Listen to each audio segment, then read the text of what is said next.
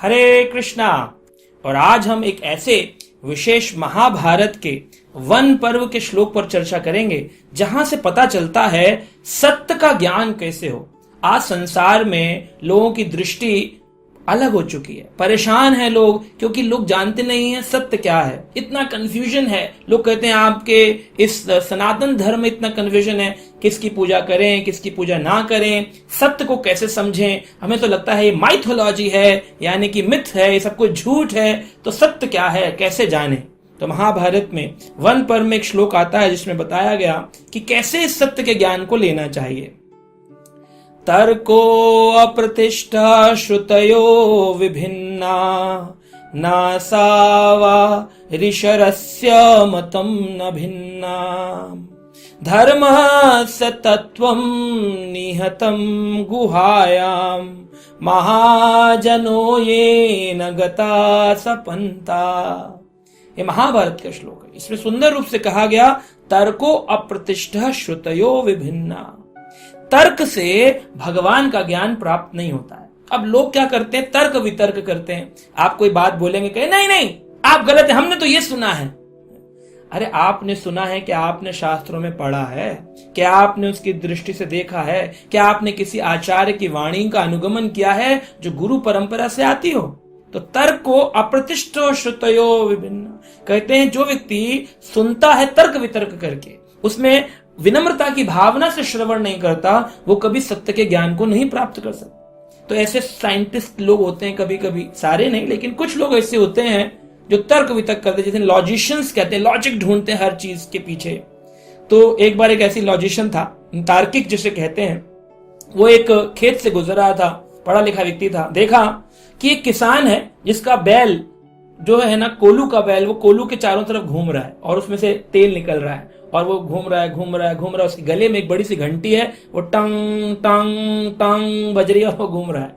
और किसान पेड़ के नीचे आराम से बैठा हुआ है और अपना प्रसाद खा रहा है। तो जो तार्किक था उसने जाकर किसान से कहा, अरे भाई, पशुओं के ऊपर इतना अत्याचार, पहले ही उसको तुमने मेहनत करवा रहे हैं, उस बैल से गले में इतना मोटा घंटा बांध दिया है, वो टांग टांग बजे जा रहा है।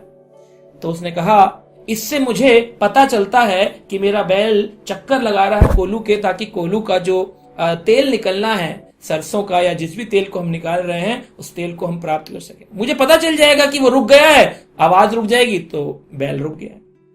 तो तार्किक कहता है, अरे किसान, तुम भी अनपढ़ के अनपढ़ हो भाई, अंगूठा छाप हो क्या?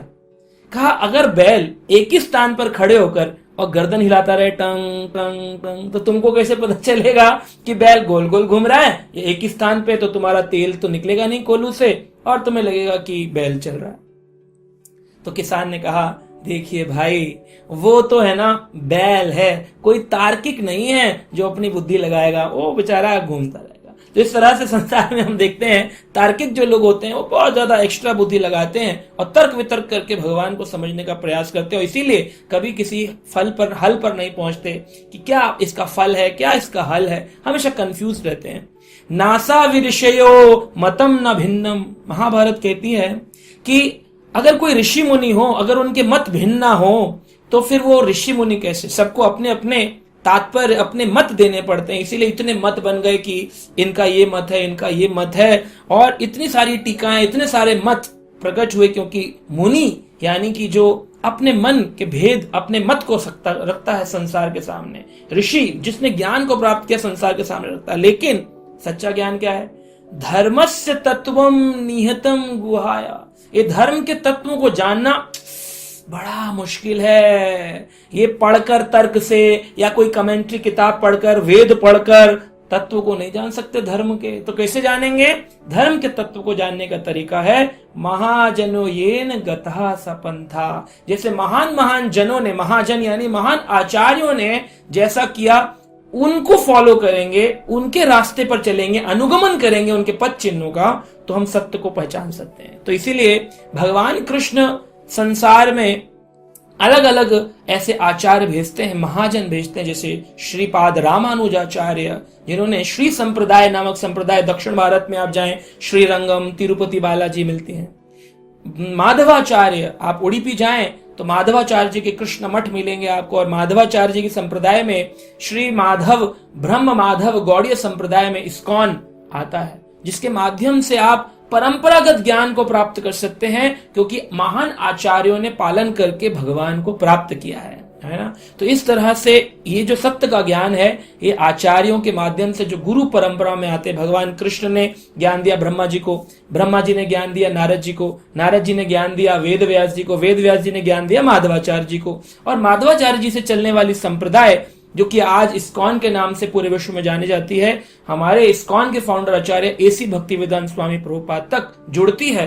तो ये परंपरागत ज्ञान है, ये कोई ऐसा नहीं मैं रात को सोया सुबह उठा मैंने कहा चलो कुछ सर्च करते गूगल पे और भगवान के बारे में पढ़ते हैं और मैं गुरुजी बन जाऊंगा कल से, फिर मुझे रिस्पेक्ट मिल जाएगी संसार से, फिर मैं ये कर सकता हूं मैं वो कर सकता हूं। नहीं, ये ज्ञान गुरु परंपरा के माध्यम से जब आता है, शास्त्र कहते हैं तभी वो ज्ञान सत्य का हमारे हृदय में प्रवेश करता है और हमारे जीवन से परेशानियों को, टेंशन्स को, कि क्या करूं क्या नहीं करूं, किस रास्ते का अनुगमन करूं, ये सारी चीजें एकदम क्लियर हो जाती है। जैसे सूरज के निकलने पर बादल छट जाता है, हवा के आ जाने पर बारिश उड़ जाती है, ऐसे ही भगवान के इस सत्य ज्ञान आचार्यों के माध्यम से जब हमारे सामने ग्रंथ रूप में भक्तों के रूप में प्रकट होता है, तो साफ साफ नजर आता है कि कहाँ गलत थे कहाँ सही थे, कैसे स्ट्रेस जाएगा कैसे टेंशन जाएगी। तो इसको माइथोलॉजी मत बोलिए कि ये मिथ है, ये झूठ है। प्रमाणिक शास्त्र भगवान से आ रहे हैं, भगवान की वाणी है। इसको जितनी जल्दी आचार्यों के माध्यम से स्वीकार करेंगे उतनी जल्दी जीवन सफल हो जाएगा। हरे कृष्णा।